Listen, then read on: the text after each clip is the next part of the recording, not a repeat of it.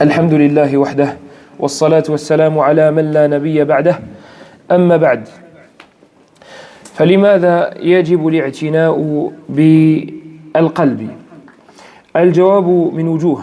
الوجه الأول أن القلب ملك الأعضاء، أن القلب ملك البدن، كما صح ذلك عن نبينا صلى الله عليه وسلم كما رواه الشيخان من حديث النعمان بن بشير رضي الله عنه قال قال رسول الله صلى الله عليه وسلم: ألا وإن في الجسد مضغة إذا صلحت صلح الجسد كله وإذا فسدت فسد الجسد كله ألا وهي القلب. ويقول أبو العباس أحمد بن عبد الحليم بن تيمية الحراني الدمشقي رحمه الله تعالى: القلب ملك البدن والأعضاء جنوده، فإذا طاب الملك طابت جنوده، وإذا خبث الملك خبثت جنوده. والوجه الأول هو ما ذكره أيضا نبينا صلى الله عليه وسلم فيما رواه مسلم في صحيحه من حديث أبي هريرة رضي الله عنه أنه قال أن النبي صلى الله عليه وسلم قال: إن الله لا ينظر إلى صوركم ولا إلى أجسامكم ولكن ينظر إلى قلوبكم وأعمالكم. La question qu'on pourrait se poser, c'est pourquoi accorder de l'importance, pourquoi attirer l'attention sur le cœur, au sujet des cœurs. La réponse est simple, c'est que c'est le roi des membres. Le reste suivent les ordres de ce morceau de chair. Si tu vois quelqu'un prier et regarder à droite avec sa tête, c'est son cœur. C'est son cœur qui lui a ordonné de regarder à droite. C'est parce que son cœur n'est pas concentré que sa tête s'est tournée. Si son cœur était concentré, alors sa tête ne se serait pas tournée. Le prophète sallallahu alayhi wa sallam nous dit dans le hadith de Nu'man ibn Bashir: il y a dans le corps un membre, un morceau de chair. S'il est bon, tout le reste sera bon. S'il est mauvais, tout le reste sera mauvais. C'est ça, c'est le roi, c'est le maître, c'est le chef des organes. Ala wa hiya al-qalb. Il dit, c'est le cœur. Et le hadith est dans le Bukhari Muslim. Voilà pourquoi nous devons d'accorder une importance, d'y accorder une importance primordiale. C'est que c'est le roi, c'est le chef des membres. Tout le reste suivra. Et l'imam Ibn Taymiyyah rahimahullah ta'ala, qui est décédé en 728, il nous dit que le cœur, malikul badan, c'est le roi du corps, wal a'da'u junuduh, et que les membres sont des junud, c'est l'armée. Le chef de l'armée, c'est le cœur. Le reste va suivre les ordres. Fa idha taba al-malik, lorsque le roi est bon, tabat junuduh. Les fidèles, ceux qui vont suivre, seront bons et inversement. Et la deuxième chose qui nous pousse à parler des cœurs et à y accorder de l'importance, c'est ce que notre prophète sallallahu alayhi wa sallam nous dit dans le hadith rapporté par l'imam Muslim selon Abu Huraira. Il nous dit qu'Allah subhanahu wa ta'ala ne regarde ni nos images ni nos corps, mais il regarde nos cœurs ainsi que nos actes. فإذا كان القلب ميتا صارت الأعضاء ميتة وإذا كان القلب حيا كانت الأعضاء حية. أما القلب الميت فلا يتأثر بموعظة ولا يرق للقرآن ولا يبكي لميت ولا يتعظ بموعظة ولا يعرف ربه ولا يتلذذ بذكره ولا يلتفت إلى من يذكره ولا يحضر مجالس العلم ولا يحرص على الخير فهو جسد بلا روح تراه متبسما لكن والله وبالله وتالله لا أحد أشقى منه. قال مالك بن دينار: مساكين أهل الدنيا خرجوا منها وما ذاقوا أطيب ما فيها. قال: معرفة الله. خرجوا بدون معرفة الله عز وجل. Donc le cœur, lorsqu'il est mort, lorsqu'il n'est pas présent, lorsqu'il est là pour être là, lorsqu'il n'est pas nourri, il ne sert à rien. La personne, l'auteur, le propriétaire, tu peux lui lire du Coran, il ne sera pas touché. Tu peux lui rappeler la mort, il ne sera pas touché. Tu peux l'exhorter, il n'écoutera pas, il n'obéira pas. Il ne va pas en tirer des leçons, il ne va pas en tirer profit. Pourquoi ? Parce que son cœur est mort. Et c'est la pire chose qui puisse arriver à un esclave. La pire chose qui puisse arriver à une personne, c'est que son cœur soit mort. كما قال مالك بن دينار ما ضرب عبد بعقوبة أعظم من قسوة القلب. Malik ibn Dinar, rahimahullah ta'ala, il disait, il n'y a pas une pire punition que le fait d'avoir un cœur dur. Alors que dire du fait d'avoir un cœur mort. Donc le Coran ne va plus toucher cette personne. La mort ne va pas la faire mourir, ne va pas la faire pleurer. Les mawa'id, les exhortations ne vont pas l'exhorter. Il ne connaît pas son Seigneur. Il ne prend aucun plaisir à l'évoquer. وَلَا يَلْتَفِتُ إِلَى مَنْ يُذَكِّرُهُ. Et il ne se retourne même pas, il n'y prête même pas attention lorsqu'on lui fait un rappel. وَلَا يَحْضُرُ مَجَالِسَ الْعِلْمِ. Et lorsque tu lui dis, viens, assiste à des cours, à des assises dans lesquelles nous allons parler d'Allah et de son prophète, il n'est nullement intéressé. فَهُوَ جَسَدٌ بِلَا رُوحٍ. C'est un corps sans âme. C'est un corps sans âme. Son âme est là, mais elle n'est pas là.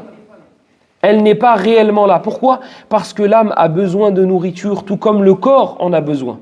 Le corps, au bout d'un certain temps, tu ne lui donnes pas à boire, tu ne lui donnes pas à manger, il finit par mourir. C'est exactement la même chose pour l'âme et le cœur. Lorsque tu ne les nourris pas, ils finissent par mourir.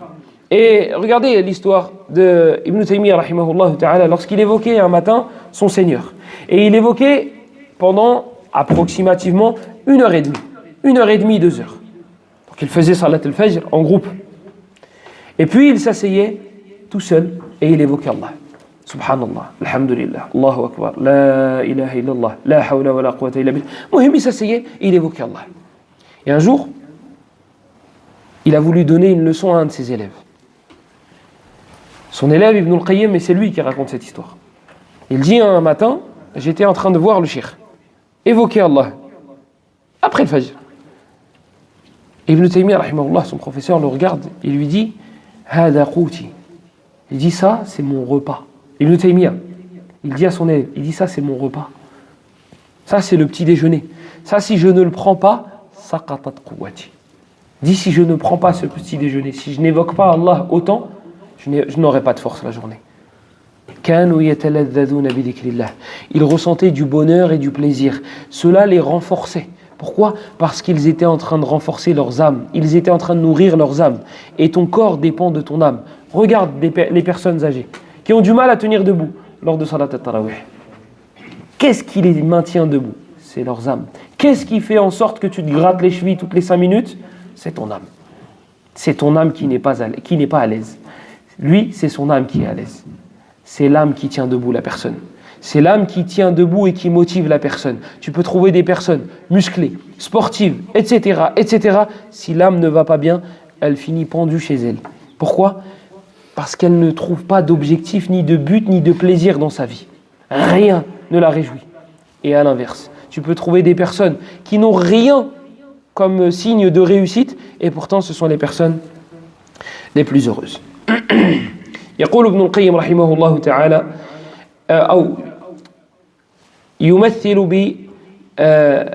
براع يقول بأن القلب هو راع وكل راع مسؤول عن رعيته فهو يؤكد المعنى الذي سبق أن أشرنا إليه والنجاة يوم القيامة إنما تكون لمن أتى الله بقلب سليم والمرء إنما يوزن يوم القيامة بحسب ما في قلبه من الخير.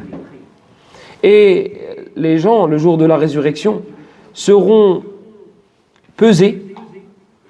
Ils seront pesés en fonction de ce qu'il y avait dans leur cœur. Le prophète sallallahu alayhi wa sallam nous dit dans le hadith que certaines personnes viendront, elles seront lourdes, elles seront grosses, mais elles ne pèseront rien du tout auprès d'Allah. Parce que ce n'est pas le poids qui va compter, c'est ce qu'il y a dans le cœur. Et c'est pour ça que dans le hadith de Abdullah ibn Mas'ud, lorsqu'il est monté sur l'arbre pour récupérer un siwak et que les compagnons ont rigolé, et il lui dit à Rasulallah, et le prophète sallallahu alayhi wa sallam a dit à ses compagnons, pourquoi vous rigolez ? Ils ont dit, on regarde ya Rasulallah, on rigole de la taille de ses jambes, elles sont toutes fines. Et le prophète sallallahu alayhi wa sallam a juré par celui qui détient son âme qu'elles sont auprès d'Allah plus lourdes que la montagne de Uhud. Pourquoi ? Parce que c'est le cœur de Abdullah ibn Mas'ud qui a de la valeur, pas son poids physique. Donc le jour de la résurrection, oui, tu seras questionné sur tes œuvres. Oui, ton livre d'action sera pesé, mais ton cœur aussi. Ta valeur auprès d'Allah dépend de ce qu'il y a dans ton cœur. Et Allah nous dit que le jour de la résurrection, rien ne sera utile. Rien ne sera utile, excepté celui qui viendra, illa man atallaha biqalbin salim. Excepté une personne qui viendra avec un cœur pur, avec un cœur propre. وقسوة القلوب من أشد أنواع العذاب يقول الله عز وجل فويل للقاسية قلوبهم من ذكر الله أولئك في ضلال مبين وقال سبحانه ثم قست قلوبكم من بعد ذلك فهي كالحجارة أو أشد قسوة وقال سبحانه ألم يأن للذين آمنوا أن تخشع قلوبهم لذكر الله وما نزل من الحق ولا يكونوا كالذين أوتوا الكتاب من قبل فطال عليهم الأمد فقست قلوبهم وكثير منهم فاسقون ونهانا ربنا عز وجل عن التشبه بأهل الكتاب وسبق أن أشرنا إلى كلام مالك بن دينار حيث يقول أو حيث قال ما ضرب عبد بعقوبة أعظم من قسوة القلب. Et il faut savoir, comme on a dit précédemment, que parmi les pires châtiments qui puissent toucher un esclave, c'est la dureté du cœur.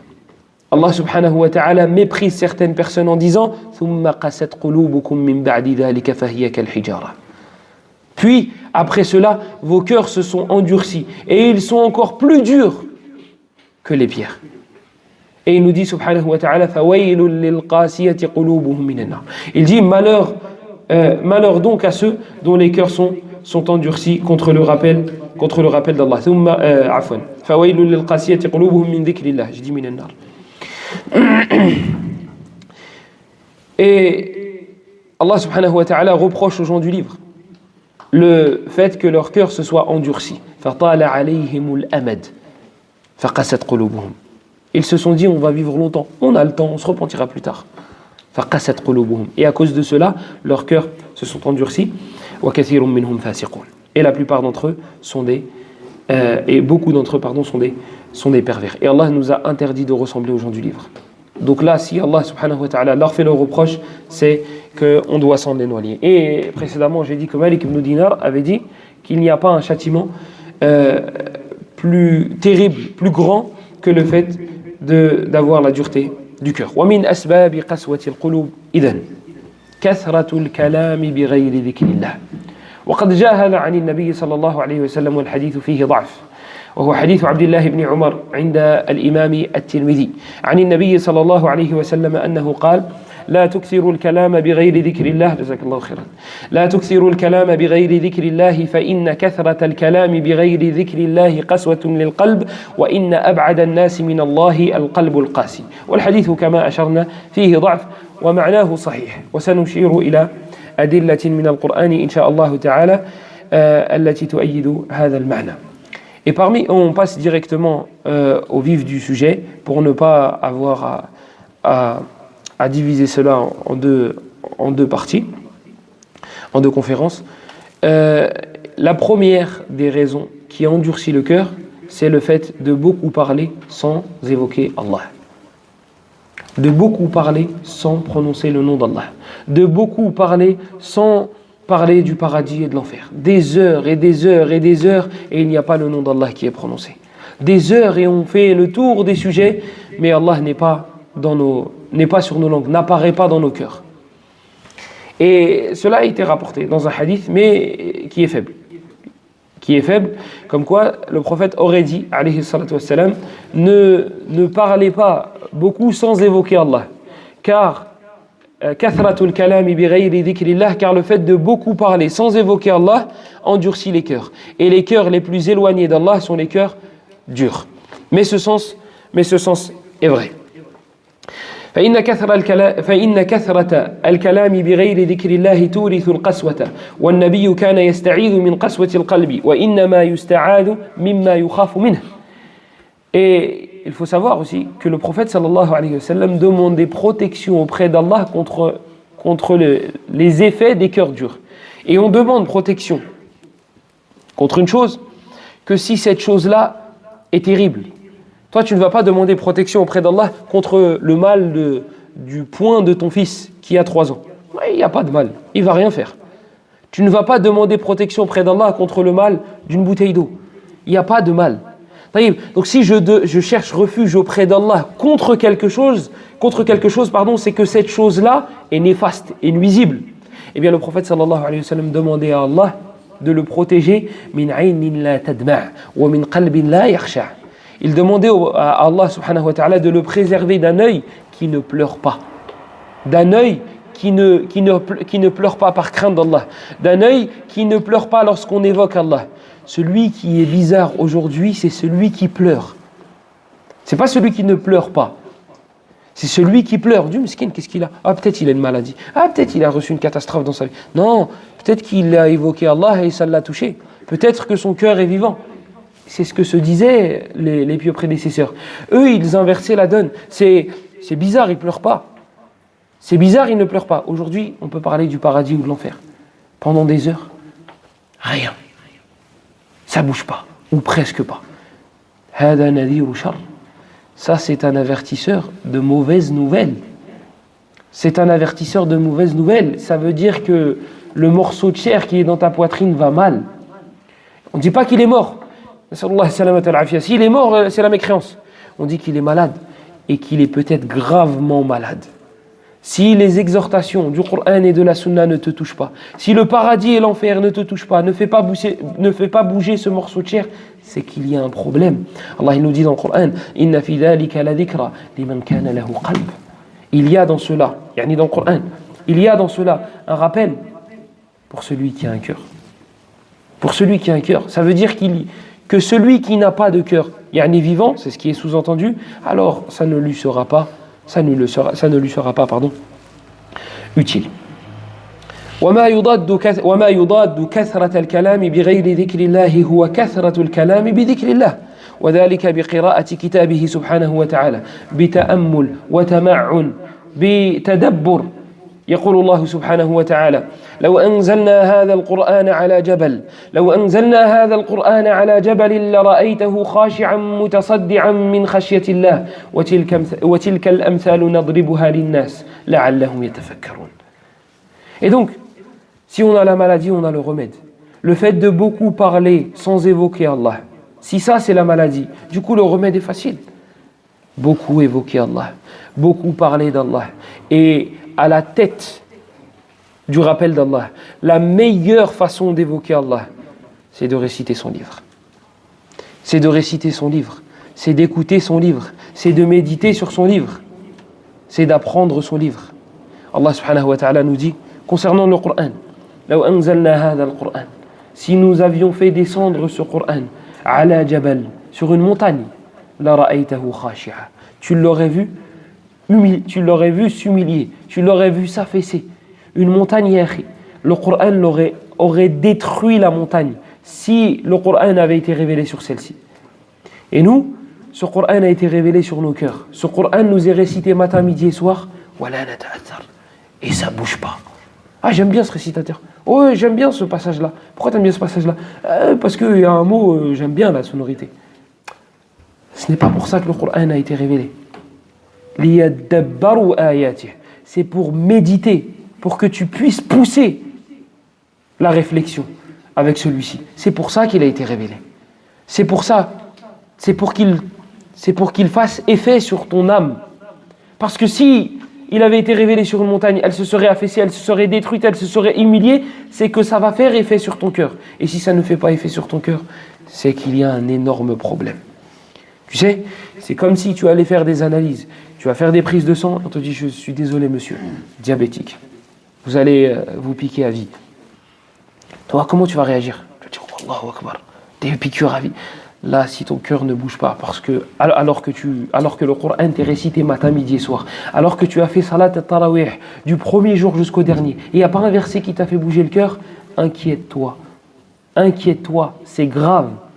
Il y a peut-être un péché entre Allah et toi. Il y a peut-être une porte qui s'est fermée. Tu as fait peut-être quelque chose qu'il ne fallait pas. Réveille-toi avant que ce soit trop tard. Réveille-toi avant que ce soit trop tard. C'est tout sauf normal. C'est tout sauf normal. ويقول الرب سبحانه وتعالى عن قرآنه العظيم أيضا قل لئن اجتمعت الإنس والجن على أن يأتوا بمثل هذا القرآن لا يأتون بمثله ولو كان بعضهم لبعض ظهيرا. Si les humains et les djinns. Prenez les plus intelligents parmi les humains. Prenez les plus intelligents parmi les djinns. Réunissez-les. Et dites-leur, faites un Coran. قل لئن اجتمعت الإنس والجن على أن يأتوا بمثل هذا القرآن. Pour qu'ils fassent un Coran semblable. Ils n'auraient pas pu. ولو كان بعضهم لبعض ظهيرا. Même s'ils s'entraidaient, même s'ils s'entraidaient tous, ils n'arriveraient pas à apporter un Coran qui est semblable. فقراءة القرآن وسماعه بتدبر وتأمل مما يزيل قسوة القلوب. Donc, le fait de réciter le Coran, le fait d'écouter le Coran en méditant, en réfléchissant, pas en bruit de fond, c'est ce qui fait partir la dureté des cœurs. Et parmi les façons d'évoquer Allah, parce que la récitation du Coran, c'est une des façons d'évoquer Allah. Il y a al-dhikr. Il y a aussi al-dhikr al-mutlaq ou al-dhikr al-muqayyad. Le fait d'évoquer Allah de manière absolue, de manière générale. Subhanallah, alhamdulillah, Allahu akbar, la ilaha illallah, la hawla wa la quwwata illa billah, Allahumma salli ala Muhammad. Ça c'est du dhikr mutlaq. C'est du dhikr, c'est le fait d'évoquer Allah de manière générale, de manière absolue, Ça, si tu le fais en méditant, si tu le fais en réfléchissant, donc avec un cœur présent, et que tu tukthiru min dhalik, et que tu en fais beaucoup. C'est pas, moi je comprends pas, 5 minutes et mon cœur il bouge toujours pas. 5 minutes frérot. 5 minutes, tu peux pas donner un peu plus de temps? 10 minutes. Ah oui. Là, il faut que tu retrousses tes manches. Il faut que tu te dises, je vais évoquer Allah. Subhanallah, alhamdulillah, Allahu akbar, la ilaha illallah. Qu'est-ce qui t'en empêche en plus? Qu'est-ce qui t'empêche de travailler en évoquant Allah? Qu'est-ce qui t'empêche de méditer et de réfléchir sur ce que tu dis, même pendant que tu travailles? Il est où le problème? Il est où le mani'? Tu sais, il est où le mani'? C'est pas ta langue qui a un problème. C'est pas ce muscle qui se fatigue. C'est rien de tout ça. C'est pas le temps qui nous manque. Qayyadatka dhunubuk. C'est tes péchés qui t'ont menotté, qui t'ont accroché. Certaines personnes sont parties voir Ali ibn Abi Talib ou un autre. Ils lui ont dit, Ya Ali, on n'arrive pas à prier la nuit. Qu'est-ce qui se passe? Pourquoi on n'arrive pas à prier la nuit? Et même quand on prie, on ne ressent rien de spécial. Il leur a dit, vos péchés vous ont ligoté. C'est à cause de ça que vous ne trouvez pas de plaisir dans l'adoration d'Allah. C'est à cause de ça que vous avez du mal à vous lever pour faire Qiyam al-Layl. Vos péchés vous ont menotté. Vos péchés vous ont ligoté. Vous n'arrivez plus à bouger. Regardez, on parle de Coran et de Sunna. Et il y en a qui sont sur leur téléphone. Vous trouvez ça normal? Vous parlez de Coran, vous parlez de Sunna, vous parlez d'enfer, vous parlez de paradis, et lui il est sur son téléphone. C'est pas de ce côté, j'ai fait exprès de tourner la tête. Vous trouvez ça normal, vous? Si ça, ce n'est pas un indicateur pour vous dire, regardez, même dans les assises, même pendant qu'on essaye d'évoquer un petit peu Allah, pendant qu'on essaye de réveiller nos cœurs, il y en a qui sont en train d'envoyer des messages et qui sont en train de regarder. Si ça, c'est pas un avertisseur, c'est quoi? Si ça, c'est pas un signe dévastateur pour nous, c'est quoi? Et ne pensez pas que moi, je le prends personnellement. Vous pouvez faire ce que vous voulez sur vos téléphones. Moi, ma vie, ça ne change rien. J'ai mon café, ma bouteille d'eau et j'ai mon dars. Ça ne change rien. Mais ça fait peur. Ça fait extrêmement peur. Et la deuxième catégorie, et avant de passer à la deuxième catégorie de dhikr, le prophète sallallahu alayhi wa sallam, qu'est-ce qu'il nous dit concernant le dhikr? Et cette image, pour moi, elle résume tout. مثل الذي يذكر ربه والذي لا يذكر ربه مثل الحي والميت. Il n'y a pas besoin d'image plus explicite que celle-là. L'image de celui qui évoque Allah et de celui qui ne l'évoque pas est comparable aux vivants et aux morts. Wallahi, tu ne peux pas faire plus fort comme image. Tu as un mort et tu as un vivant. Celui qui évoque Allah, il est vivant. Celui qui n'évoque pas Allah, il est mort, même si son âme est toujours présente. Pourquoi? Il survit. Il se fixe des objectifs dans sa vie, mais il n'y a pas de naf', il n'y a pas de bien pour la communauté, il n'y a pas de bien pour ses hasanat. C'est des objectifs comme ça, pour passer le temps. Regardez ceux qui n'ont pas d'objectif, comment ils finissent. Parmi les kuffars. Ils finissent pendus. Je dis, pourquoi il a fait ça? Il a de l'argent, il a ça. Parce qu'il n'a pas de hadaf. Il n'a pas de but. Il vient de se rendre compte que je ne sais pas où je vais. Je ne sais pas où je vais. Parce qu'il ne sait pas pourquoi il a été créé. أفحسبتم أنما خلقناكم عبثا وأنكم إلينا لا ترجعون فتعالى الله الملك الحق. Est-ce que vous pensiez que vous aviez été créé en vain, sans but, sans objectif, et que vers nous vous ne reviendriez jamais? Et qu'est-ce qu'il dit juste après? فَتَعَالَ اللَّهُ الْمَلِكُ الْحَقِّ. Allah est au-dessus de cela. Allah ne crée pas, ne fait pas les choses en vain. Il n'y a pas, il fait quelque chose sans objectif. C'est pas possible. Al-Aqil parmi le bashar. Quelqu'un qui a une raison saine, il ne fait pas ça. Alors que dire de Rabbul Alamin? Il va faire quelque chose sans objectif et sans... Non, tu as été créé pour un objectif. Si tu ne connais pas cet objectif, si tu n'arrives pas à concrétiser cet objectif, alors tu seras triste, mon frère, dans ta vie. Tu seras triste parce que tu verras que chacun de tes projets, s'il ne mène pas à Allah, il ne mène à rien. Il finira par être partagé pour autrui. Toi, tu mets des projets en place pour gagner de l'argent. Mais est-ce que ce projet-là va t'apporter des hasanats auprès d'Allah? Est-ce que ça va être utile pour la communauté? Non. S'il n'y a pas de naf' pour la communauté, alors abshir, réjouis-toi.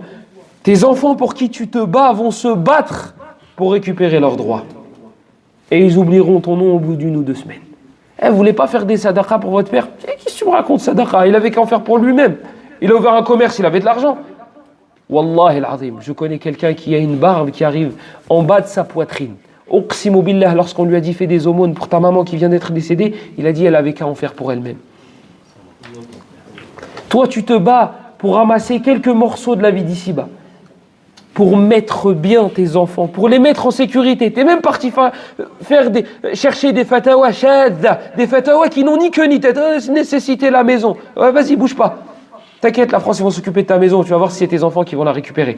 Tu es parti déclarer la guerre à Allah et à son prophète. Tu es parti te mentir à toi-même pour chercher des fatwas qui te disent non mais t'inquiète, t'as le droit. Pourquoi? Pour qu'à la fin tes enfants se battent pour récupérer un morceau de la maison. Ça c'est s'ils y arrivent. Hein. Ça c'est s'ils y arrivent. Parce que t'inquiète pas, la mafia va y récupérer. La mafia c'est la France. C'est pour ceux qui n'ont pas compris. Donc c'est pour ça qu'on se bat. Attention, je ne dis pas ne mettez pas des projets en place. Je ne dis pas il ne faut pas avoir d'argent. Non, mais l'axe. Non, il faut en avoir. Comme ça on n'a pas besoin d'eux. Non, je dis il faut qu'il y ait une utilité pour la communauté. Il faut qu'il y ait un naf'. Ne me dis pas je vais ouvrir une chicha. Et tu es fier de toi. Et en plus tu fais des doigts pour... ah ouais, Allahumma barik, t'as ouvert. Ah ouais, t'as un commerce, t'as de l'argent. Et quel Allahumma barik? Et Allah, détruis-lui son commerce. C'est pas Allahumma barik. Détruis-lui son commerce. Et s'il essaye d'en ouvrir un, détruis-le avant qu'il soit construit. Et Allahumma barik. Barik de quoi?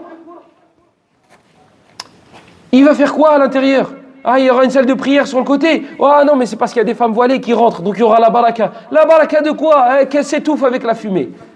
Et voile de quoi? C'est un chiffon qu'elle a mis sur la tête. C'est pas un hijab. Arrêtez de vous mentir à vous-même. Arrêtons de nous mentir. En fait, c'est ça notre problème. C'est qu'à force de prendre des pincettes, on a un voile. Et lorsqu'on entend quelqu'un parler comme ça, on dit, il abuse. Eh ben, mettez-le dans ceux qui l'abusent. Il n'a pas de problème avec ça, monsieur Ilyes. Il n'y a pas de problème. C'est pas des hijabs. C'est pas des sœurs qui vont dans les boîtes. Quand je dis sœurs, ce ne sont pas des sœurs, entre parenthèses, respectables. Et c'est les mêmes qui disent, moi je veux un mari pieux. Mais qu'est-ce que tu veux, toi? Pieux? Wallah, si Allah il te donne un mari pieux, il va te faire la misère. Il va te faire la misère. Il va te dire, faut pas faire ça, faut pas faire ça. S'il te plaît. Ah, tu voulais pieux, non? Non, mais pieux sur mesure. Réveillons-nous. Arrêtons de nous voiler la face. Réveillons-nous. Disons les choses de manière claire. Si tu veux faire un projet, vois si ce sera utile pour la Ummah. Vois si ça rentre dans le bien-être de la Ummah. Est-ce que tu vas être une cause pour que la Ummah s'élève? Pour que les gens soient déstressés, qu'ils vont décompresser avec toi? Ou bien tu vas leur rajouter du ham? Il y en a plein des moyens halal. Les choses qu'Allah a rendues haram sont minimes à côté. Elles sont infimes, elles sont petites à côté de ce qu'Allah a rendu halal. Donc l'image, elle est très forte. Lorsque le prophète sallallahu alayhi wa sallam nous dit que l'image de celui qui évoque Allah et celui qui ne l'évoque pas est semblable à celui qui est mort et à celui qui est vivant. وهناك ذكر مقيد وهذا الذكر المقيد هو مربوط بزمان معين أو بموقف معين بحال معينة. Et il y a la deuxième catégorie d'évocation d'Allah, le dhikr. Bismillah. Il y a le dhikr qui est en lien avec un moment bien précis, avec une situation bien précise. Mathalan, lorsque tu vas pour dormir, il y a des adhkar. Ça va te prendre une dizaine de minutes. Tu vas voir 1 mois, 2 mois, 3 mois. Si tu les fais tous les jours, tu vas voir que tu vas finir par les mémoriser. Et donc du coup, tu pourras les faire en fermant les yeux. Tu n'auras pas besoin de lire et de déchiffrer. Il y a les adhkar à l'istiqaz, lorsque tu te réveilles. Il y a les adhkar lorsque tu, akramakumullah, vous rentrez aux toilettes. Lorsque tu sors des toilettes. Lorsque tu vas pour avoir des rapports avec ton épouse. Lorsque, as-sabah wal masa, lorsque tu finis salat al-fajr, tu as des évocations. Et ce qui est fort, ce qui est fort, on va garder le terme fort, avec Allah, subhanahu wa ta'ala, ce qui est impressionnant, c'est le terme que je voulais, c'est qu'il te dit évoque-moi, je t'évoquerai, et il te dit évoque-moi, et je vais te récompenser, et je vais te donner telle catégorie de récompense, et ça comme récompense, et ça comme récompense. يقول النبي صلى الله عليه وسلم مثلا يقول النبي صلى الله عليه وسلم من نزل منزلا فقال أعوذ بكلمات الله التامة من شر ما خلق لم يضره شيء حتى يرحل منه. الحديث رواه مسلم من حديث خولة بنت حكيم. ويقول النبي صلى الله عليه وسلم ما من عبد يقول في صباح كل يوم ومساء كل ليلة بسم الله الذي لا يضر مع اسمه شيء في الأرض ولا في السماء وهو السميع العليم 3 مرات فيضره شيء أو لم تصبه فجأة بلاء. حديث أظن عند الترمذي. ويقول النبي صلى الله عليه وسلم من قال لا إله إلا الله وحده لا شريك له له الملك وله الحمد وهو على كل شيء قدير كانت له حرزا من الشيطان. والحديث فيه طول أنا لخصته. ويقول النبي صلى الله عليه وسلم من قال حين يصبح وحين يمسي سبحان الله وبحمده 100 مرة لم يأتي أحد يوم القيامة بمثل ما جاء به إلا أحد قال مثل ما قال أو زاد عليه. وفي رواية أخرى وفي حديث آخر في صحيح مسلم يقول النبي صلى الله عليه وسلم غفرت له ذنوبه وإن كانت مثل زبد البحر. Le prophète sallallahu alayhi wa sallam nous dit, donc là regardez la générosité d'Allah. Évoquez-moi, je vous évoquerai. Évoquez-moi, je vais vous récompenser. Il nous a parlé de certaines récompenses. Oui. Normalement, le simple fait que cela va nous procurer un bien-être, un bonheur, qu'on va avoir notre âme vivante, normalement c'est suffisant. Ça y est, on est récompensé ici-bas. Non, non seulement tu es récompensé ici-bas, et en plus de ça, tu as en plus du bien-être, en plus de ce ressenti, en plus des shayatines qui sont éloignés de toi, qui te craignent parce que tu évoques Allah, il te dit, bah tu sais quoi, tu dis subhanallah wa bihamdi tous les matins 100 fois et tous les soirs 100 fois, on effacera tous tes péchés, même s'ils étaient aussi nombreux que les écumes de la mer. Et dans le hadith, dans la version de Muslim, il dit, alayhi salatu wassalam, personne ne viendra avec autant de bonnes actions que cette personne, sauf une personne qui aura dit pareil ou qui aura ajouté. Ça c'est subhanallah wa bihamdi. Moi j'ai chronométré. Subhanallah wa bihamdi 100 fois. 120 secondes. Pas plus. Pas plus. Jarribu. Essayez, vous allez voir. Ça veut dire que ça c'est pour 2 minutes d'évocation. Ça c'est pour 2 minutes de subhanallah wa bihamdi. Ça c'est juste 2 minutes, 120 secondes, subhanallah wa bihamdi. Et j'ai tout ça. Est-ce que je suis obligé d'être concentré? Tu n'es pas obligé d'être concentré. Plus tu seras concentré et plus la récompense sera énorme. Mais l'obligation d'être concentré, non. Le prophète sallallahu alayhi wa sallam nous dit dans notre hadith, celui qui dit La ilaha illallah wahdahu la sharika la lahul mulk wa lahul hamdu wa huwa ala kulli shay'in qadir 100 fois, alors il aura 100 péchés pardonnés, 100 hasanat inscrites. Et il sera préservé du diable, s'il le dit le matin, il sera préservé du diable jusqu'au soir. Et s'il le dit le soir, il sera préservé jusqu'au matin. Et personne ne viendra le jour de la résurrection avec autant de hasanat que lui. Le hadith est dans le Bukhari. Pareil. La ilaha illallah wahdahu la sharika la lahul mulk wa lahul hamdu wa huwa ala kulli shay'in qadir 100 fois, j'ai compté. Ça va vous prendre 10 minutes. 10 minutes. Ça veut dire que là, en 12 minutes seulement, on a gagné ce que vous venez d'entendre. En 12 minutes. 12 minutes, subhanallah al-azim. Et le hadith d'ailleurs, subhanallah al-azim, je n'ai pas fait exprès, subhanallah al-azim, subhanallah al-hamdi, le prophète sallallahu alayhi wa sallam, il dit, celui qui dit cela, غُرِسَتْ لَهُ نَخْلَةٌ فِي الْجَنَّةِ. On lui plantera un palmier au paradis. Juste une fois. Juste subhanallah wa bihamdihi, subhanallah al-azim, subhanallah wa bihamdihi. Combien de fois on peut le dire? Mais quel va être notre regret le jour de la résurrection lorsqu'on va voir les gens qui ont beaucoup évoqué Allah? Parce qu'on ne va pas se dire ah mais lui il avait de l'argent, moi j'en avais pas, moi je ne pouvais pas donner fisabilillah. Non, là c'était une langue. Là c'était juste une histoire de langue.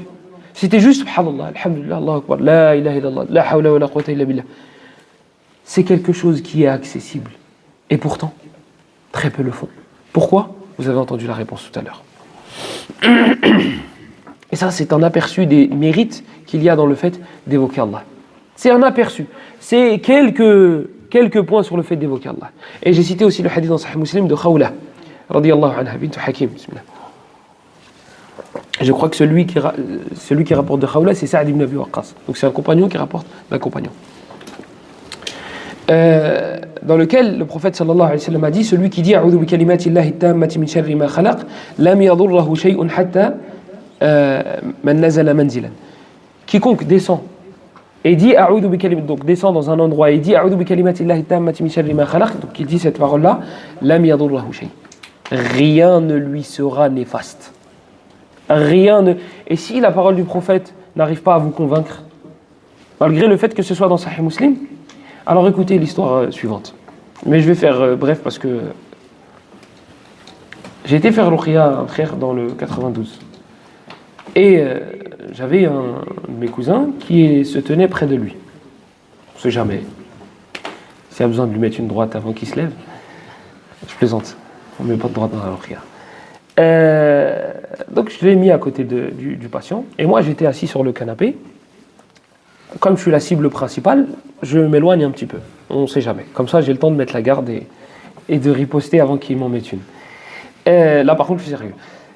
Et donc, je récitais et je provoquais, comme dans mes habitudes. Et mon cousin, qui était juste à côté de lui, était à côté de lui pour moi, c'est tout. Adam Akan. Et sauf qu'à un moment, le djinn dit, il me saoule. Ferme-la, tu peux pas te taire. Et là, moi, je comprends plus la scène. Là, il y a un truc qui m'échappe. Tais-toi, à qui? Je lui dis, tu parles à qui? Qu'est-ce qu'il y a? Il me dit, celui-là, là. Et il montre mon cousin du... Je dis, qu'est-ce qu'il a? Et moi, je regarde mon cousin, je dis, t'as fait quoi? Parce qu'on est dans la même pièce, on est dans un petit salon, et il n'a pas parlé. Il dit, il me saoule, depuis tout à l'heure, il me saoule, il fait trop de bruit à côté de mon oreille. Et là, je dis, ouais, c'est lui qui va me rendre fou, là, c'est moi, et on va me faire l'okhria à moi. Je regarde, je dis, mais t'as pas parlé? Il me dit, non. Je lui dis, t'as rien dit? Ah, mais je dis, si. Il me dit, mais je parle tout doucement. Je lui dis, t'as dit quoi? Il me dit, depuis tout à l'heure, je répète, a'udhu bi kalimati Allahi tammati min sharri ma khalaq. Ah, je lui dis, c'est ça qui t'embête. Il l'entendait comme un bourdonnement, alors que dans la pièce, personne ne l'entendait. On était 5 ou 6. Et celui qui ne me croit pas, je vous montre, il est dans la pièce, mon cousin. Celui qui ne me croit pas, vous allez lui poser la question. Et j'étais présent. Wallahi, que personne dans la pièce ne l'a entendu. Et j'ai posé la question aux personnes qui étaient présentes, une par une. Et j'ai demandé au frère, quand il a repris ses esprits et son genou, il a parti en vacances, je lui ai dit, tu l'entendais? Il me dit non. Il me dit, mais par contre, ce que j'entendais, c'était un bourdonnement. Il me dit, il y avait un truc, ça c'est a'udhu bi kalimati Allahi tammati min sharri ma khalaq. Donc si le hadith dans Sahih Muslim n'arrive pas à vous convaincre, eh ben peut-être que ça va vous convaincre. Ça c'est, comme je vous ai dit, un aperçu. Ça c'est un aperçu du mérite du fait d'évoquer Allah. Ce qu'Allah nous a caché, le monde invisible, c'est encore plus immense, c'est encore plus énorme. Des histoires dans le domaine de la ruqya, j'en ai en veux-tu, en voilà. Des djinns qui criaient lumière. Je dis, qu'est-ce qui t'arrive? Il y en a un qui est en train d'évoquer Allah, je ne supporte pas. Après, il est là, il reprend ses esprits, il dit, t'as pas le droit de dire ça, t'as pas le droit de dire ça. En fait, ils sont plusieurs dans la tête et ils n'ont pas le droit de dire que l'évocation d'Allah procure de la lumière. Pourquoi? Parce que leur capitaine, il va leur taper sur les doigts. Ça, c'est une partie de l'invisible. Nous, en vrai, on n'a même pas besoin de ça. Nous, on a des textes, mais malheureusement, et je parle pour moi, malheureusement, on est plus impressionné par ce genre de choses quand on les voit de nos propres yeux que des hadiths qu'on nous dit dans le Bukhari et Muslim depuis des années. Malheureusement. ومصداق ذلك كله قوله سبحانه الذين آمنوا وتطمئن قلوبهم بذكر الله ألا بذكر الله تطمئن القلوب. Et tout cela, depuis qu'on a commencé à dire que le fait d'évoquer Allah adoucit les cœurs, C'est la parole d'Allah dans Surat Al-Ra'd. Alladhina amanu, ceux qui ont cru, wa tatma'innu qulubuhum bi dhikrillah, dont les cœurs se sont apaisés à l'évocation d'Allah. Ala bi dhikrillahi tatma'innu al-qulub. N'est-ce pas avec l'évocation d'Allah que s'apaisent les cœurs? Bala ya Rabb. Si wallah, on a goûté au péché. On a grandi en France. On ne va pas faire les pieux, on ne va pas faire Zahma. On a grandi avec Sahih al-Bukhari. Dès qu'on est sorti du ventre de nos mères, haddathana fulan. Rien du tout. On a grandi en France, les gars. On a grandi en France. On a goûté au péché. On connaît le goût amer du haram. On a connu ça. On a connu les effets néfastes. On a connu le plaisir de désobéir à Allah. On n'a jamais rien goûté de semblable. L'évocation d'Allah. Les mosquées, aller faire la Umrah, aller faire le Hajj. On n'a rien vu de similaire. On n'a jamais trouvé un apaisement semblable. On a goûté au péché. Et demandez à ceux qui ont goûté encore plus que nous. Ils n'ont jamais réussi à trouver un apaisement dans les péchés. Un plaisir passager, c'est tout. Un bonheur, non. Un apaisement, non plus. On a goûté. En veux-tu, en voilà, de toutes les couleurs. Selon les catégories, selon les âges. Rien ne nous a apaisés, sauf l'évocation d'Allah. Sauf lorsqu'on s'assoit avec le Coran et qu'on se dit, ça c'est la parole de celui qui m'a créé. Ça c'est la parole de mon Seigneur. Ça c'est Allah qui m'ordonne des choses et qui me parle à moi. C'est là qu'on a goûté au bonheur. C'est là qu'on a goûté à l'apaisement. C'est là. Et faites un point sur votre vie pour ceux qui étaient comme nous et qui ont goûté à des choses. Et réfléchissez et méditez. Est-ce que vous avez déjà goûté à un bonheur et un apaisement semblable lorsque vous rentrez dans les mosquées et que vous sentez cette quiétude, cet apaisement? Est-ce que vous avez un péché en tête qui vous procure autant de bonheur, autant d'apaisement? Donc Allah avait raison. Et il a toujours raison. Ala bi dhikrillahi tatma'innul qulub. Ce n'est qu'avec l'évocation d'Allah que s'apaisent les cœurs. ومما يسبب قسوة القلب نسيان الموت فلا تكن غافلا عن ذلك. يقول الله سبحانه وتعالى قل إن الموت الذي تفرون منه فإنه ملاقيكم ثم تردون إلى عالم الغيب والشهادة فينبئكم بما كنتم تعملون. Et parmi les choses qui endurcissent le cœur, c'est le fait d'oublier la mort. Nous, malheureusement, dès qu'on va pour parler du kfen, on dirait le linceul. Commence pas, c'est glauque tes sujets. Ouais, c'est glauque mes sujets. Mais tu vas y finir par y goûter à ce sujet glauque. Et le problème, c'est que si c'est les anges qui t'en parlent, parce que tu l'as toujours oublié, tu risques d'avoir de mauvaises surprises. Donc, vaut mieux avoir peur un instant, ici-bas, pour être apaisé éternellement, plutôt que l'inverse. Ce n'est pas un sujet glauque. Si tu crois que c'est un sujet glauque, tu as mal compris. Ad-dunya sijnul mu'min ya akhi. La vie d'ici-bas, c'est la prison du croyant. Toi, normalement, lorsqu'on parle de la mort, tu te réjouis. Ya akhi, c'est ton salaire que tu vas toucher. C'est ton salaire que tu vas toucher. On va te le donner. Tiens, regarde ta place au paradis. Tiens, regarde. C'est ça qui t'attend. Mais ya akhi, normalement, tu as hâte. Normalement, tu es content lorsqu'on parle de la mort. Normalement, tu te dis, ça veut dire que je vais pouvoir parler et voir des anges. Ça y est, tout ce que mon prophète m'avait promis, tout ce dont il m'avait parlé, je vais le voir. Normalement, c'est ça. Qu'est-ce qu'il y a? C'est de tes péchés dont tu as peur? Eh bien, repens-toi. Il est où le problème? Et c'est quoi le mani'? C'est quoi qui va t'empêcher de te repentir et de faire des bonnes actions et de délaisser ce qu'Allah a rendu haram? Il est où le problème? C'est pas un sujet glauque, la mort. Tu es en train de me parler de mon salaire. Tu es en train de me parler de la fin de mes problèmes. Tu es en train de me parler de la fin de mes problèmes. Il n'y a plus de maladie. Il n'y a plus d'angoisse. Il n'y a plus de tristesse. Il n'y a plus de... Akhi, je suis désolé. Ta mère, elle est partie. Akhi, je suis désolé. Ton petit frère, il a fait un accident, il est à l'hôpital, il est entre la vie et la mort. Il n'y a plus tout ça. C'est terminé.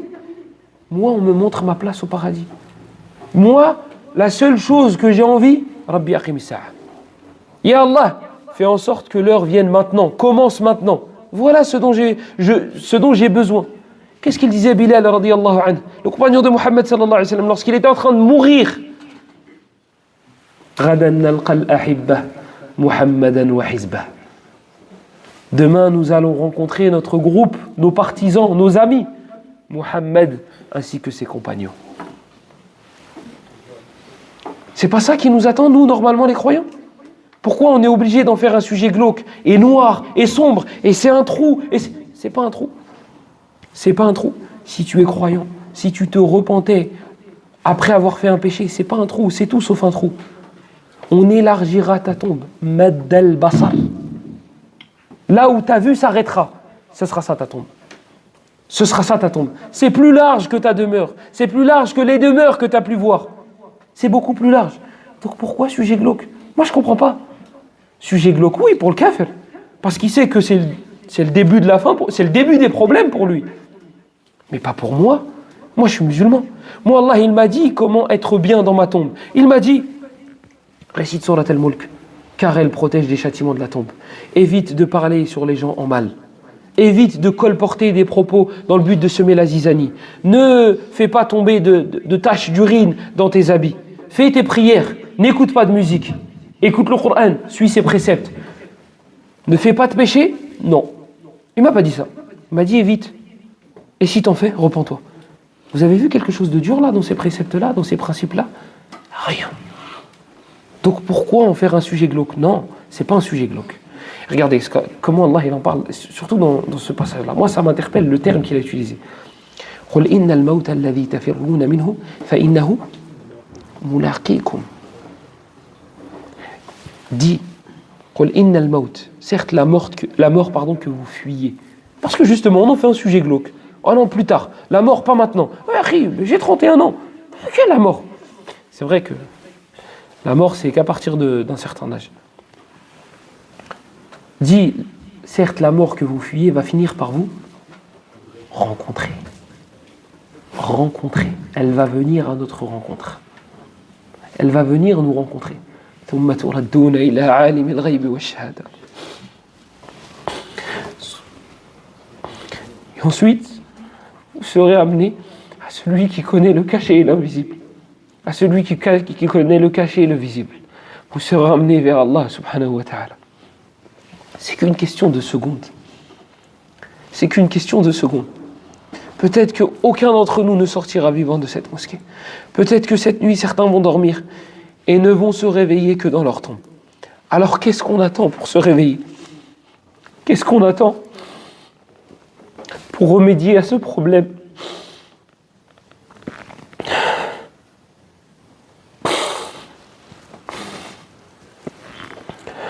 Pour remédier à ce problème qui est le cœur dur. Qu'est-ce qu'on attend?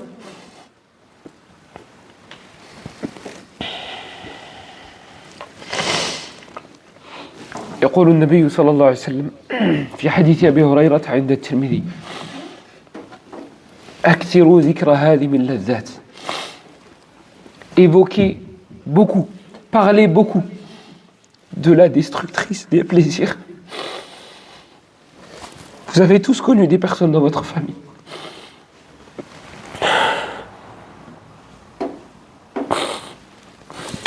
Vous avez tous connu des personnes dans votre famille qui sont parties. Billah alayk. Quelle est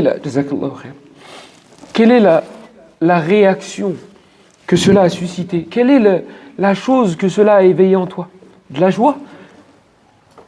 Ou tu t'es dit, ça y est, il y en a un qui est parti encore. Ça y est, il y en a un qui a rejoint son Seigneur. Ça n'a pas cassé l'ambiance. Tu t'es pas dit, je suis peut-être le prochain dans la liste. Tu t'es pas dit, ça l'a touché lui, ça va peut-être me toucher moi. Tu t'es pas dit, ma grand-mère est partie. Mais demain, c'est moi qui va partir. Cette mort qui a touché nos proches va nous toucher un jour. Si elle a touché Muhammad, sallallahu alayhi wa sallam, elle nous touchera nous aussi.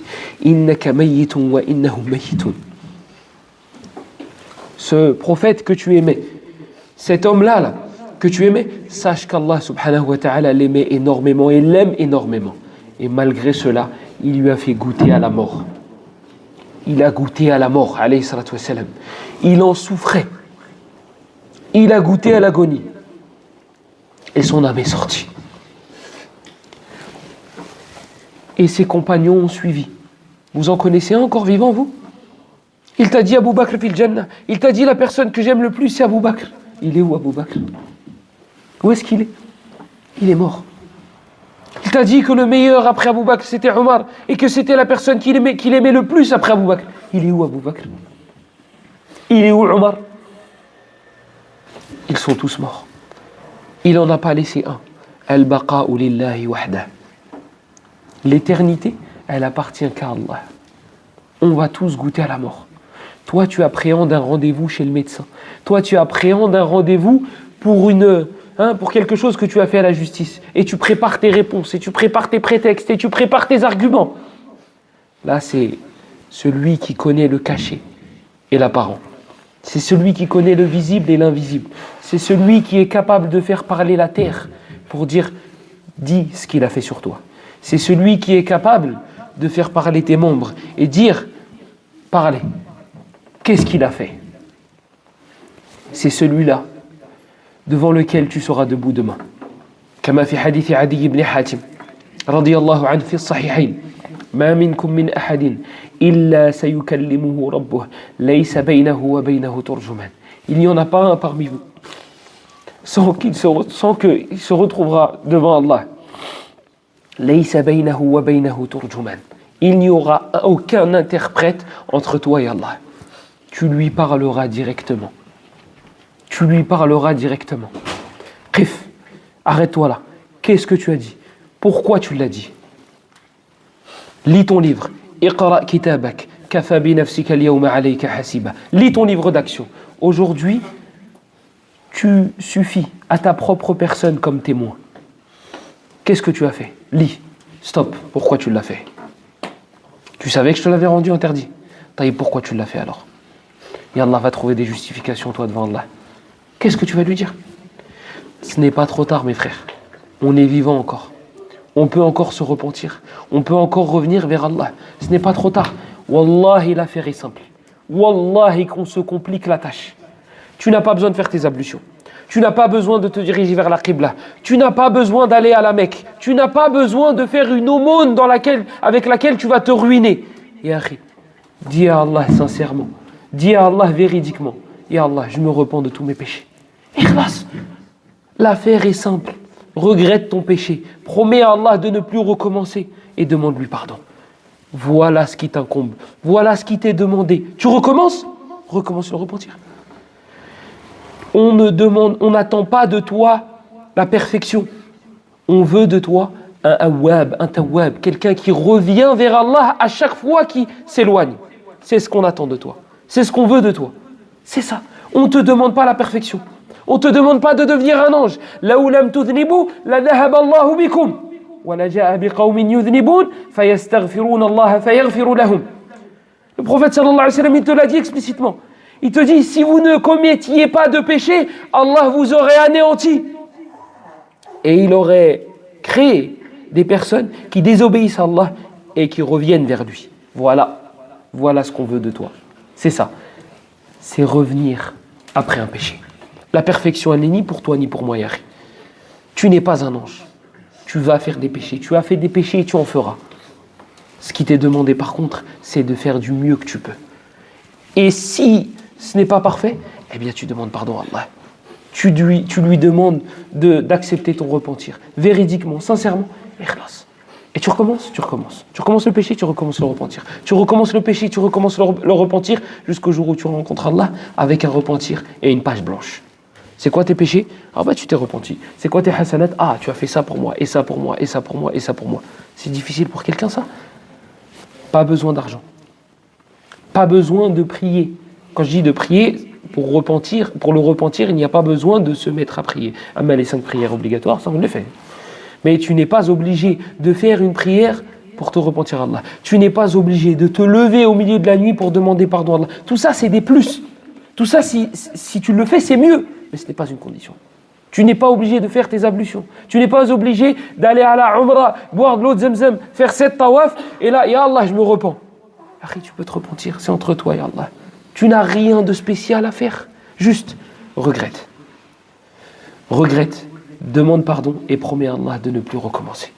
Et si tu as volé quelque chose à quelqu'un ou tu as touché le droit de quelqu'un, alors rends-lui.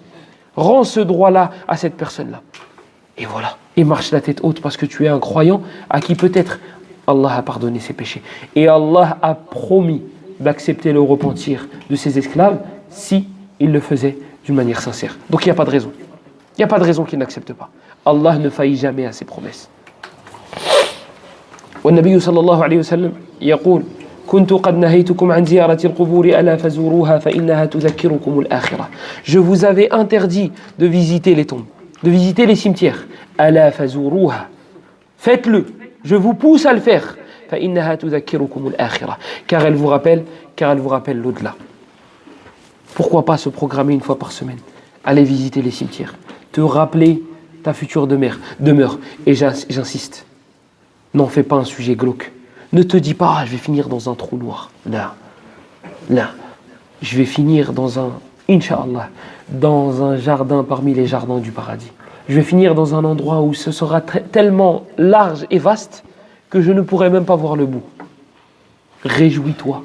Oui, ça peut paraître bizarre, parce que nous, on a grandi avec l'inverse. On a grandi avec, profite, t'es vivant, profite de ta vie. Mais ça veut dire quoi, profiter de ma vie? Ça veut dire suivre mes passions et être l'esclave de mon âme. C'est ça que ça veut dire profiter de ma vie. Je ne veux pas profiter de ma vie comme ça, moi. Moi, je ne veux pas profiter. Et on n'a qu'une vie. Oui, justement, j'ai qu'une vie, je ne pourrai pas me rattraper après. Donc je me dois de retrousser mes manches pour me préparer pour ma vraie vie qui m'attend dans l'au-delà. Il y a une histoire avec Safwan ibn Sulaym, rahimahullah ta'ala, et elle est racontée par Ibn Abi Dunya. Il dit que Mohammed ibn Salih a vu Safwan ibn Sulaym aller vers un cimetière. Je crois que c'était le Baqi'. Et il le suit. Mohammed ibn Salih, il suit Safwan ibn Sulaym. Et il voit, il s'arrête au cimetière. Et il s'assoit près d'une tombe et il pleure. Mais d'une manière, il dit Hatta rahimtuha. J'ai eu de la peine pour lui. Et j'ai eu vraiment de la peine. Et je me suis dit, Miskin, il a perdu quelqu'un. Et Mohammed ibn Salih, le lendemain, il revoit la même scène. Il voit Safwan ibn Sulaym passer, il le suit et il va au cimetière. Cette fois-ci, il s'arrête auprès d'une autre tombe. Et il pleure. Et il pleure, et il pleure, et il pleure. Mohammed ibn Salih dit, il a perdu combien de personnes? Une fois il pleure là, une fois il pleure là, une fois il pleure là. Et il pleure sur tout le cimetière, c'est sa famille. Donc il est parti voir un savant et il lui a dit, Safwan ibn Sulaym, il a perdu quelqu'un? Il a dit non. Et il a dit, je l'ai vu faire ça. Ah, il lui a dit, non. Il a dit, Safwan ibn Sulaym, il fait ça parce qu'il parle de la mort. Dès qu'il se rappelle de la mort, c'est son état. C'est dans cet état qu'il est. Imaginez-vous, vous venez de perdre un proche et vous pleurez près de sa tombe. Et lui, il fait ça avec la mort de manière générale. Lui, c'est la mort qui l'exhorte. Mohammed ibn Salih, il pense à autre chose. Ok, merci pour l'info. Et le lendemain, il voit le savant qu'il a été questionné au cimetière. Je lui dis, qu'est-ce que tu fais là?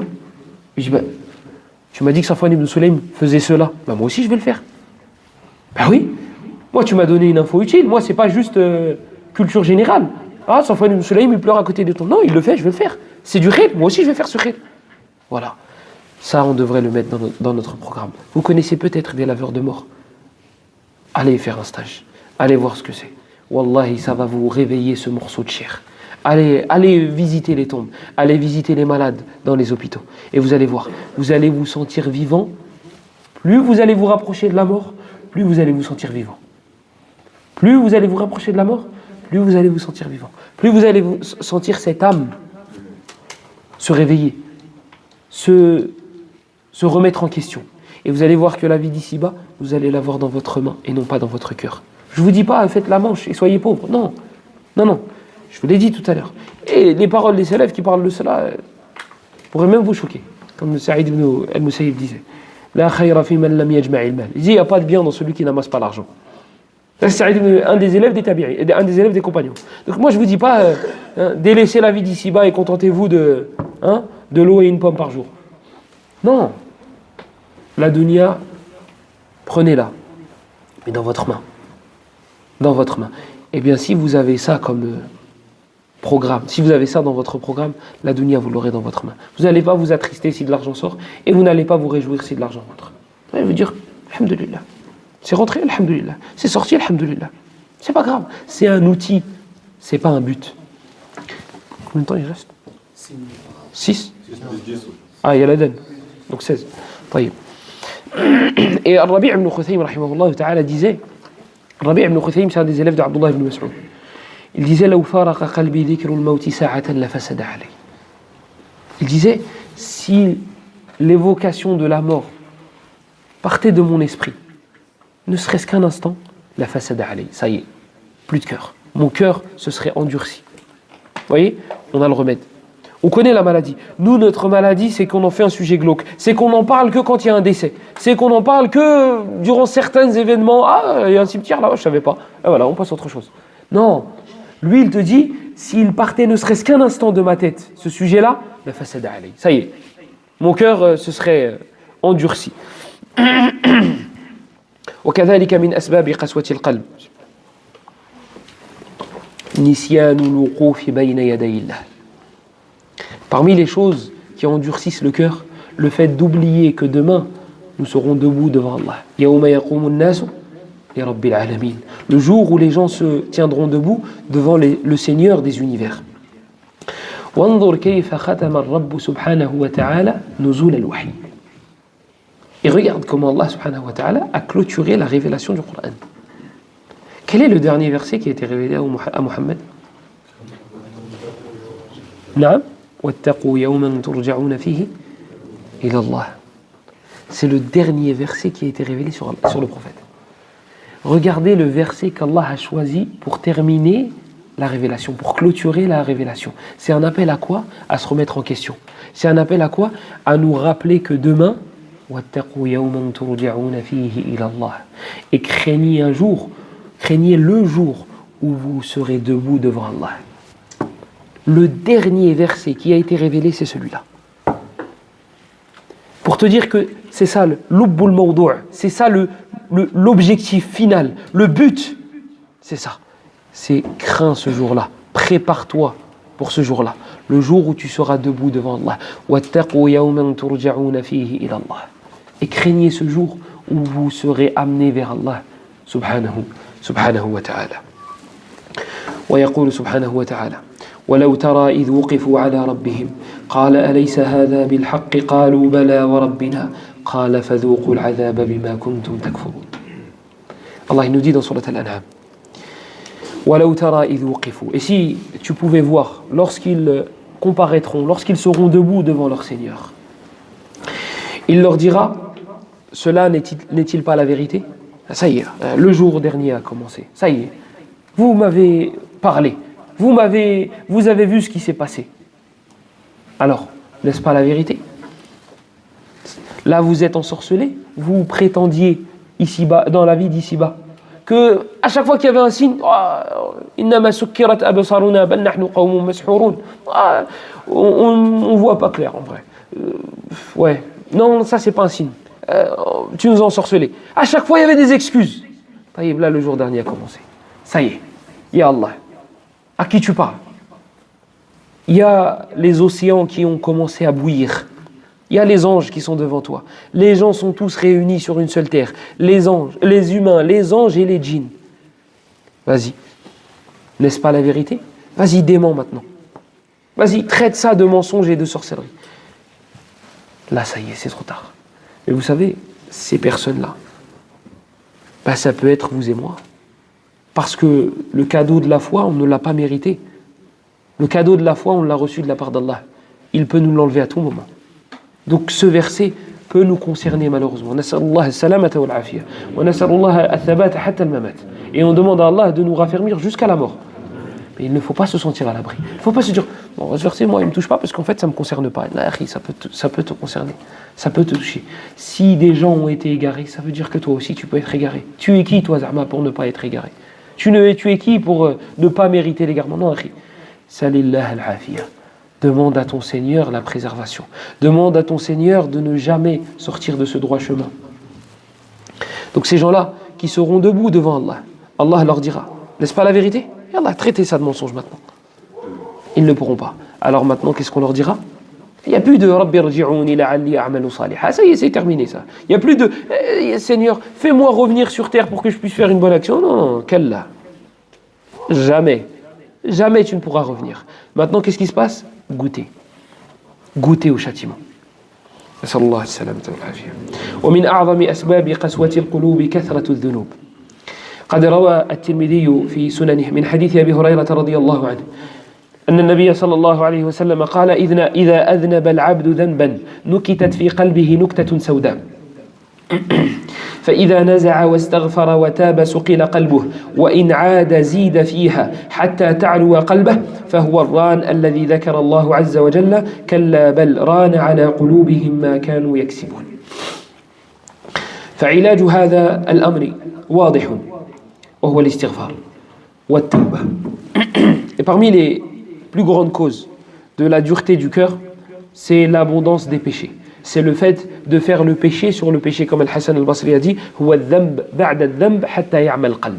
c'est le fait de faire péché sur péché, sur péché, sur péché, jusqu'à ce que le cœur devienne aveugle. Et le prophète sallallahu alayhi wa sallam nous l'a dit explicitement dans sa sunna, dans le hadith rapporté par At-Tirmidhi selon Abu Huraira, il dit lorsque l'esclave commet un péché, une tache noire est déposée sur son cœur. S'il cesse et demande pardon et se repent, son cœur alors sera nettoyé. Mais s'il y retourne, il refait des péchés sans s'en repentir, alors on mettra un deuxième point, jusqu'à ce que cela recouvre tout son cœur. Et là, comme je vous ai dit précédemment, la solution est simple. Le remède est simple. L'istighfar, la demande de pardon, et at-tawba est le fait de se repentir et de revenir vers Allah subhanahu wa ta'ala. ومن أسباب قسوة القلب كثرة الأكل ولا سيما إذا كان من الشبهات أو الحرام فقد ذكر المروذي في كتاب الورع قال قلت لأبي عبد الله يعني أحمد بن حنبل يجد الرجل من قلبه رقة وهو شبعان فقال ما أرى. Et parmi les choses qui endurcissent le cœur, le fait de trop manger. Le fait de trop manger, surtout si c'est haram. Alors nous, manger haram, on voit un cochon. Non, pas forcément. Si tu voles de l'argent et que tu achètes avec cet argent-là de la nourriture, c'est haram. C'est haram. Donc ce n'est pas juste halouf haram, pas halouf halal. Là, c'est beaucoup plus vaste que ça. L'heure là, pour laquelle ton patron t'a payé, alors que tu n'étais pas au travail, c'est de l'argent haram. Toi, tu as pointé, tu as triché, tu as fait croire que tu travaillais 8 heures. Donc tu as été payé pour 8 heures, alors que tu as travaillé 7 heures. L'heure là, en plus, c'est de l'argent haram. C'est de l'argent que tu as volé. Achète de la nourriture avec. Ce sera de la nourriture haram. Donc c'est beaucoup plus vaste qu'on ne le croit. Il reste combien de temps? 10 minutes. Donc l'imam Ahmed rahimahullah a été questionné. Ils lui ont dit, est-ce que une personne qui mange trop, qui mange beaucoup, peut ressentir cette riqqa, cette douceur dans son cœur? Qala ma ara. Il a dit non. Et c'est là que vous comprenez notre erreur pendant le ramadan. C'est nous, le maghreb sonne, c'est la course contre la montre. Limite, tu mets un minuteur, tu vois le temps passer là, tu dis, il reste 20 minutes pour le maghrib, pour l'Aïcha, il faut que je mange un maximum. Et tu arrives à la mosquée, le ruku', voilà, j'ai pas besoin d'aller plus loin. Comment tu vas être touché après ça? T'es endormi, t'es dans les vapes, t'es en train de digérer. Et attends, après l'Aïcha, après Tarawih, qu'est-ce qui se passe? Deuxième mi-temps. Il faut rattraper la journée, frérot. Je vais pas manger toute la journée, tu crois que je vais pas manger toute la soirée? Non, je mange au Maghreb et je fais le Maghreb. Je mange après le Maghreb, je fais l'Aïcha et Tarawih, je mange après Tarawih. Et on se réveille avant le Fajr. Oui, il faut tenir la journée. Il faut du yop et il faut du... Non, pas yop. Pas yop. C'est aux autres. Donc l'imam Ahmed rahimahullah ta'ala a été questionné sur cela et il a dit que cela faisait partie des choses qui empêchaient la personne de pouvoir méditer. Et en fait, il y a une raison logique à cela. Il y a une façon de comprendre les choses. Il y a une façon logique d'expliquer la chose. C'est que lorsque toi tu manges beaucoup, le cerveau n'est pas au top de sa forme. Pourquoi ? Parce que le corps est préoccupé par la digestion. Et du coup, la méditation, la réflexion, et ça, vous allez le remarquer. Faites des jeûnes intermittents, si vous avez la flemme de jeûner. Faites des jeûnes intermittents, buvez de l'eau et vous avez le droit au café aussi. La journée, vous buvez et vous mangez. Vous buvez de l'eau, vous buvez votre café. Pas trop le café. Et étudiez. Vous allez voir que votre esprit, que votre cerveau va être beaucoup plus efficace. Vous allez avoir l'esprit beaucoup plus clair. Pourquoi ? Parce que votre corps n'est pas préoccupé avec la digestion. Et vous savez que c'était très mal vu chez les anciens de beaucoup manger. Je vais vous citer une parole de Shafi'i qui disait « Je n'ai jamais vu un gros réussir, excepté Mohammed ibn al-Hassan. » Ah ouais. Vous me connaissez avec la vanne sur les gros, mais vous ne savez pas que le Shafi'i disait pire que moi. Hein. Shafi'i disait, mais attention, c'est pas une vanne contre les personnes qui ont... de toute façon, si vous pouviez voir en dessous le qamis, donc c'est pas un dénigrement, non. En fait, pourquoi eux ils disaient cela ? À cause de ce que je vous ai dit précédemment. C'est qu'en fait, le fait de beaucoup manger empêche de réfléchir correctement. Oh là là. Mais ce n'est pas un mépris ou quoi que ce soit. Mohammed ibn al-Hassan, c'est un des élèves de Abu Hanifa. Et c'est un des professeurs de Shafi'i. Et parmi ceux qui mangeaient beaucoup, il y avait Waki' ibn al-Jarrah. Waki' ibn al-Jarrah, c'est un des professeurs de l'imam Ahmed. C'est pas une critique. C'est pas on les rabaisse. Non, on les rabaisse. On nous rabaisse. Je suis dedans. C'était pas ça. C'est qu'en fait, il faut comprendre que manger beaucoup était mal vu. Manger beaucoup était mal vu. Et ils ont même un proverbe, les Arabes, qui dit Man kana hammuhu ma yadkhulu batnah kanat qimatuhu ma yakhruju minhu. Je vais pas la traduire celle-là. Ah si, c'est pas grave.